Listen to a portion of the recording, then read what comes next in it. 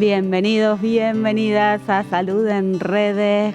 Qué lindo, nos volvemos a encontrar. Yo ya sé que machaco siempre con lo mismo, pero vamos a insistir. La salud es un estado de bienestar integral, ¿sí? Físico, psíquico, emocional, vincular, comunitario. Y en el tema que vamos a tratar hoy se ve, pero nada, es como paradigmático, lo que muestra que esto es la salud. Vamos a hablar de una enfermedad que es la obesidad, ¿sí?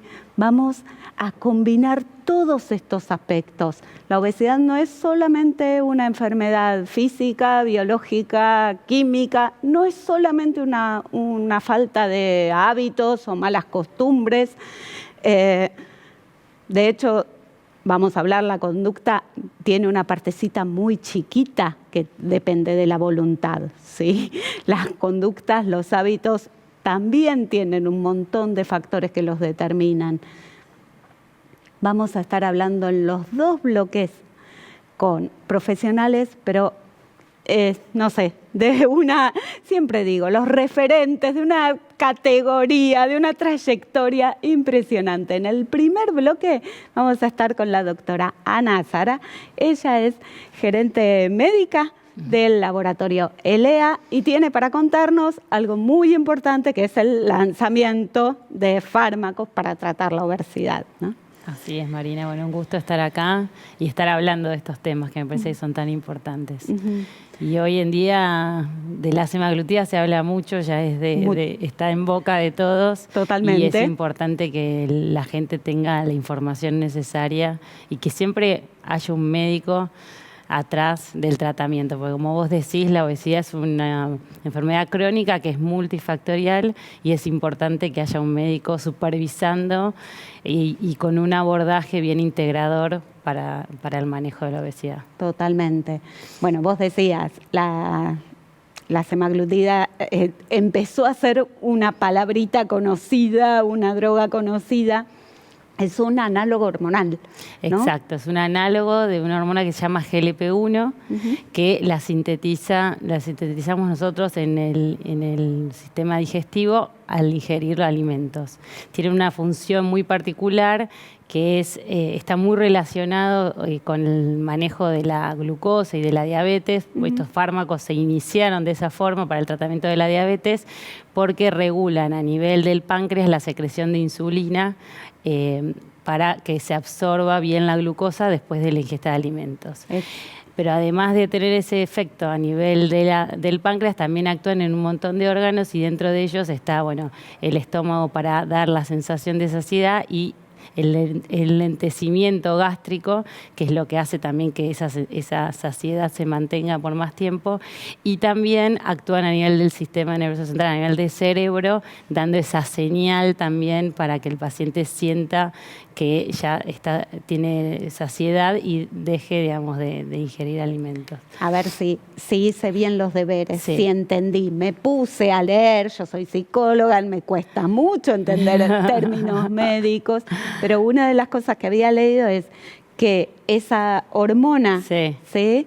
Tiene una duración de 1 minuto. Exacto, tiene una vida media muy cortita. Y esto y tiene que ver con esto de que se sintetiza en relación a una ingesta de alimentos. En las personas con obesidad o con diabetes lo que se identificó es que están disminuida la concentración de estas hormonas y la vida media es incluso menor. Entonces se desarrolló análogos sintéticos de estas moléculas que le hacen algunas modificaciones a la molécula para que la vida media dure muchísimo más y entonces el efecto se sostenga en el tiempo. Sí. Empezaron con moléculas que tenían vidas medias de horas y hoy ya tenemos moléculas que tienen una vida media de 1 semana. Por eso es que muchas de las que están disponibles hoy, como la semaglutida, es de una inyección semanal por la vida media prolongada que tienen estas hormonas sintéticas, digamos. Perfecto. Y también había leído que como que detiene la inflamación y ¿no? De determinados órganos. Exacto. Bueno, la obesidad y la diabetes están muy relacionadas con un estado de inflamación que afecta a múltiples órganos. Riñones. Afecta directamente al corazón, a los riñones, bueno, el cerebro, todo lo que tenga que ver con los vasos, el hígado también empieza a desarrollar patología, con lo cual el beneficio de estas moléculas, por eso me parece que es tan disruptivo, es que en los pacientes con diabetes y en los pacientes con obesidad les cambia el pronóstico. No es solo el descenso de peso, sino es mejorar el pronóstico de vida de esos pacientes, porque tanto los pacientes con obesidad como con diabetes, las complicaciones y las causas de muerte tienen que ver con fallas multiorgánicas, sobre todo a nivel cardiovascular y renal. El impacto en el descenso del riesgo de padecer estas enfermedades es tan importante y tiene que ver con esto de bajar el estado inflamatorio, que realmente han cambiado el abordaje de estas patologías. Perfecto. Y a ver, haciendo reglas, Sí. ni siquiera de 3 simples, regla de relación directa. Si la obesidad es una enfermedad crónica, Sí. ¿el tratamiento también? Y en general sí.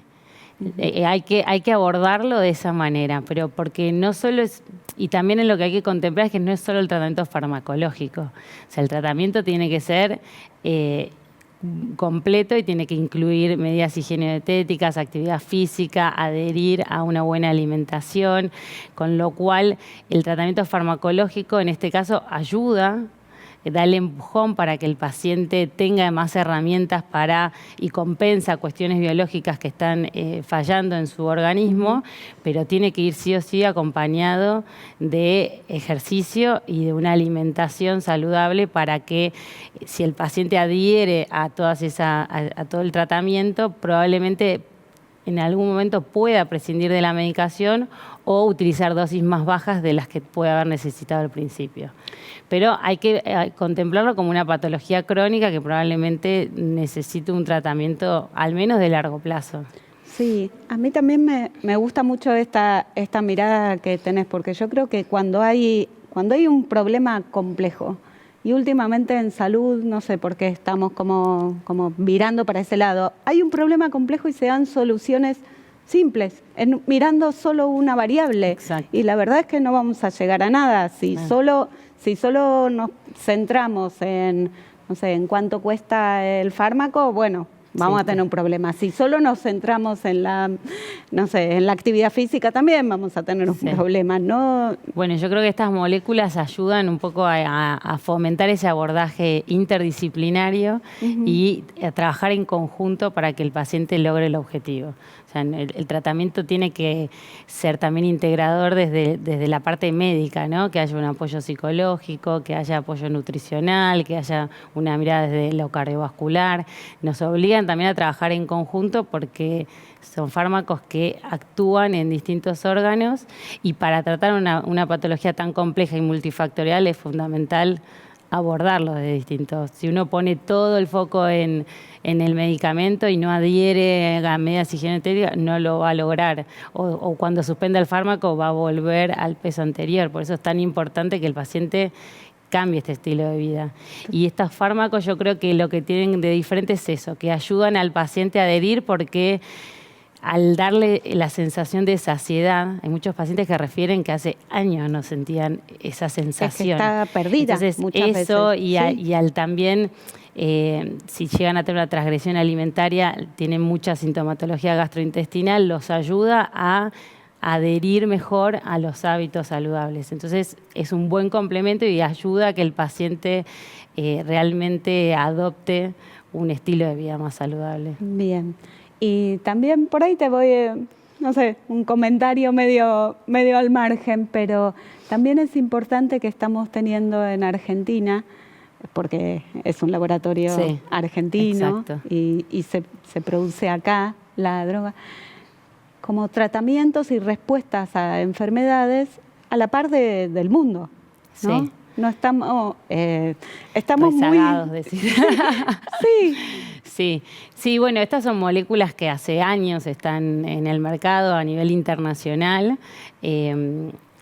hay hay algunos laboratorios que recién la están trayendo al país en este momento, pero son moléculas que están internacionalmente hace muchos años, al menos las dosis de obesidad, hasta ahora teníamos las dosis solo para diabetes, y bueno, a mí me llena de orgullo que nosotros como Laboratorio Nacional podamos poner a disposición, sobre todo cuidando el acceso. Me parece que nuestra responsabilidad social, siendo Laboratorio Nacional, es eso, facilitar el acceso para que más pacientes puedan acceder. Porque si tenemos un buen fármaco, pero accede solo un porcentaje muy pequeño de la sociedad, no estamos logrando el objetivo.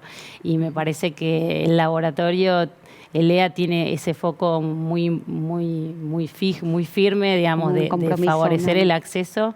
Y bueno, justo con esta molécula lo hemos visto, se ha ampliado el uso de la semaglutida de una manera muy importante y a nosotros eso nos llena de satisfacción. O sea, que la gente pueda acceder a un tratamiento que realmente le va a cambiar. ¿Y tienen ustedes sistema de bonos, protocolo de pacientes? Sí, nosotros tenemos, salimos con un costo mucho más accesible que la molécula que estaba anteriormente y tenemos un programa de soporte a pacientes que si se registran tienen un 30% adicional, sobre todo para esas patologías donde las obras sociales hoy no tienen cobertura. Exacto.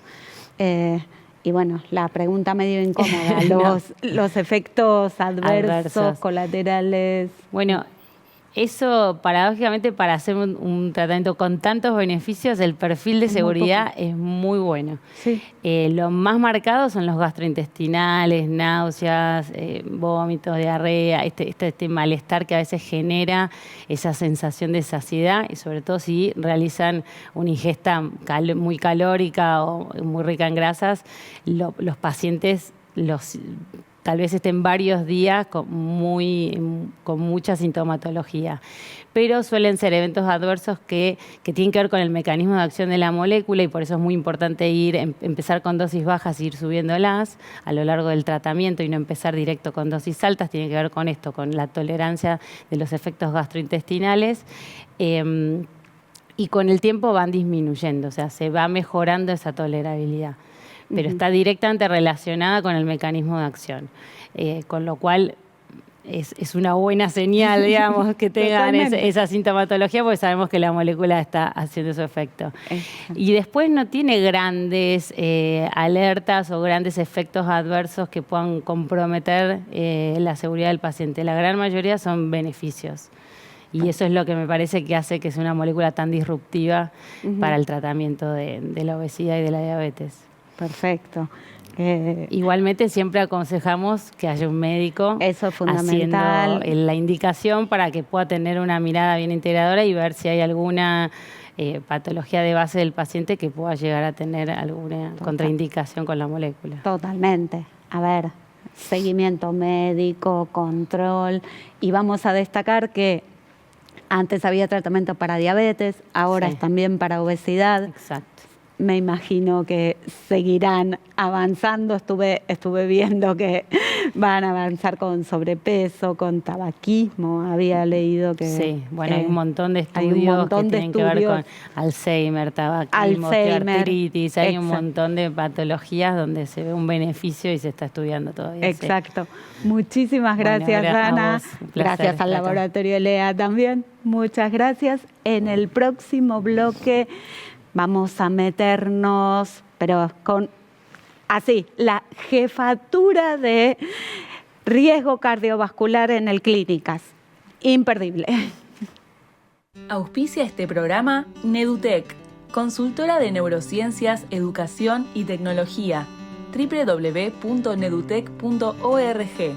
Capacitación profesional, investigación, atención en salud y asesoramiento a familias, instituciones y empresas.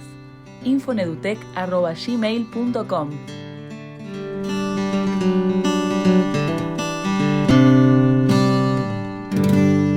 Bienvenidos al segundo bloque. Estamos con la doctora Claudia Bucay, jefa del servicio, donde se hace prevención de cardiometabolismo.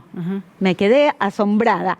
Me dijiste que es una nueva mirada, un nuevo lugar que está en el Hospital de Clínicas. Sí, bueno, a ver, hay muchos lugares que están haciendo cardiometabolismo, pero digo que es algo relativamente nuevo, que siempre esto lo hacía el generalista y ahora como que por lo menos en el hospital hay un sector donde nos dedicamos específicamente a los pacientes que tienen el riesgo cardiovascular aumentado y a tratar de controlar esos factores de riesgo. Esto hay muchos lugares que está, digamos, haciendo cardiometabolismo, pero bueno, es lo que antes esto se llamaba prevención quizás, nosotros, bueno, tenemos como un lugar específico donde nos abocamos a eso, a tratar de controlarle todos los factores de riesgo, porque como estuvieron hablando en el bloque anterior, bueno, que la obesidad es un factor de riesgo, hay muchos otros factores de riesgo y muchas veces es muy difícil controlarlos. Tenemos hipertensión, tenemos diabetes, tenemos colesterol alto, triglicéridos altos, sedentarismo, tabaquismo, todos esos que son factores de riesgo coronarios, y entonces la idea es tratar de enfocarlos en forma global para tratar de disminuir el riesgo cardiovascular al paciente. Ajá, qué bárbaro.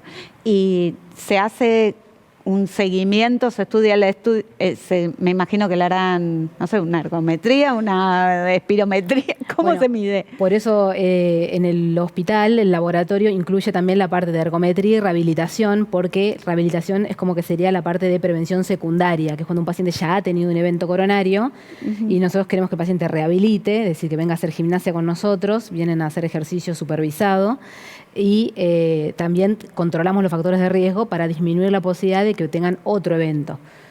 Y eso se pone mucho foco en todo eso y de bajar los riesgos, como te decía, los factores de riesgo. Que uno muchas veces dice, bueno, que me quieren controlar la presión, pero esta es mi presión normal. Pero nosotros sabemos que para que disminuyan los riesgos hay que bajar los niveles de presión. Lo mismo pasa con el nivel de colesterol, que la gente dice, tengo el colesterol normal. Bueno, ¿qué es normal? No para todos los pacientes el nivel objetivo de colesterol es el mismo. Perfecto. La gente a veces se pone y dice, tengo 200, está normal. Pero esto, primero que hay que ver cuánto hay de lo que la gente le dice el bueno, de lo que la gente le dice el malo, la proporción entre ambos. Hay otras grasas también de la sangre que dan riesgo. Y además esto no es lo mismo para todos. O sea, no es lo mismo para el paciente que tiene 30 años y no tiene ningún factor de riesgo que para el paciente que tiene 70 y que ha tenido un evento coronario o que tiene placas en la carótida o que tiene obesidad, y entonces el nivel objetivo a alcanzar es menor. Perfecto. Entonces, por eso es que esto es como que hay que individualizarlo. Lo que hacemos nosotros es, bueno, obviamente citamos al paciente, lo vemos, lo revisamos, pedimos laboratorio, pedimos estudios complementarios y tratamos de hacer un seguimiento y sobre todo algo multidisciplinario, como también estuvieron hablando antes, de que no solo esto es para el cardiólogo, sino que también estamos en relación con el clínico, estamos en relación con la nutricionista, con los psicólogos, como para, bueno, hacer una visión integradora del paciente, porque como bien dijiste vos, el paciente es un todo y la salud abarca muchas aristas, no solo el corazón. No solo, totalmente. Pero, a ver, si nos enfocamos específicamente desde la obesidad, pensando en esta necesidad de respuesta integral y de prevención integral, porque la obesidad puede disparar, ¿no?, como otras enfermedades asociadas, pero para múltiples. Sí, como decís vos, la obesidad, primero que nada, que aumenta el riesgo de tener otros factores de riesgo. O sea, la obesidad aumenta el riesgo de tener hipertensión, aumenta el riesgo de tener colesterol, aumenta el riesgo de tener triglicéridos. Bien. También, pero además de eso, en sí mismo, o sea, hay estudios hechos en donde se buscan pacientes con las mismas características, o sea, mismo nivel de hipertensión, mismo nivel de colesterol, mismo nivel de sedentarismo, y el obeso contra el no obeso, igual el obeso tiene más riesgo inherente a la obesidad, al margen de los otros factores de riesgo. Y esto tiene mucho que ver con algo que también estuvieron hablando en la anterior, que con el tema del perímetro abdominal. La grasa abdominal es como una especie de órgano endocrino. No es solo que es grasa, sino que el perímetro abdominal, la grasa abdominal, se vuelve disfuncionante cuando hay mucha y genera hormonas que aumentan el riesgo. Y entonces por eso es que es tan importante no solo el peso, la altura, siempre se habla del índice de masa corporal, viste que es como un valor que nos dice si el paciente es obeso o no es obeso, pero no es solo eso, sino que además hay que tener en cuenta el perímetro abdominal.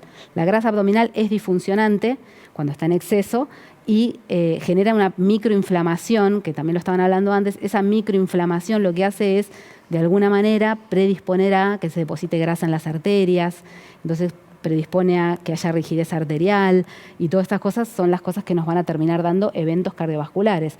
Al margen de otras cosas que también da la obesidad, como problemas en las articulaciones, aumento de otras enfermedades. Entonces es importante tratarla porque la obesidad a largo plazo trae bastantes consecuencias y bueno, eventos cardiovasculares en especial. Totalmente. A ver, yo lo explico muy naifmente, que es como lo entendí, que es como lo puedo haber leído. No solo se genera grasa por generar nuevas células, sino que también se puede agrandar la célula de grasa, ¿no? Y generar, ahí sí, mayor inflamación, generar, no sé, me imagino un hígado graso, daño en los riñones, algo por ese estilo, es como el caminito de la enfermedad. Sí, las células de las grasas en general se agrandan y eso, bueno, da inflamación, da aumento de los marcadores inflamatorios, que eso nosotros lo dosamos en la sangre. Eso se puede dosar en la sangre, los marcadores de inflamación. Y los que tienen más marcadores de inflamación tienen más riesgo de tener enfermedad cardiovascular. Por eso es importante que el paciente se ponga como para mentalizarse de que hay que bajar de peso. Y no es una cuestión estética. Es una cuestión de que esto aumenta el riesgo cardiovascular. En los últimos reportes de Argentina, alrededor de un 20-25% de la población tiene obesidad y otro 30% sobrepeso.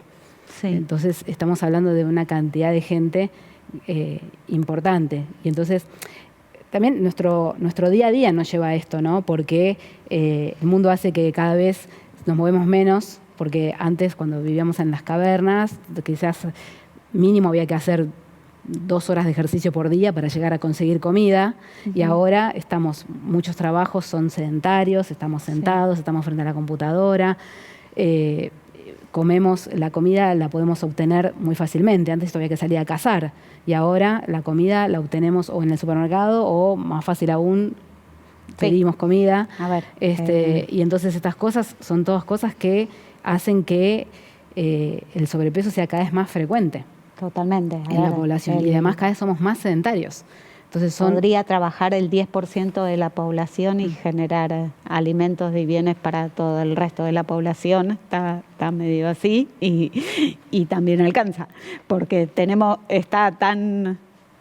cambió tanto el mundo, está tan industrializado y que se puede sostener así. Entiendo que el gran desafío es volver a tener una vida dinámica. Y por eso, si tu trabajo no lo es, porque muchos trabajos no lo son bastante sedentarios, hay que hacerse el tiempo de hacer ejercicio como recreación.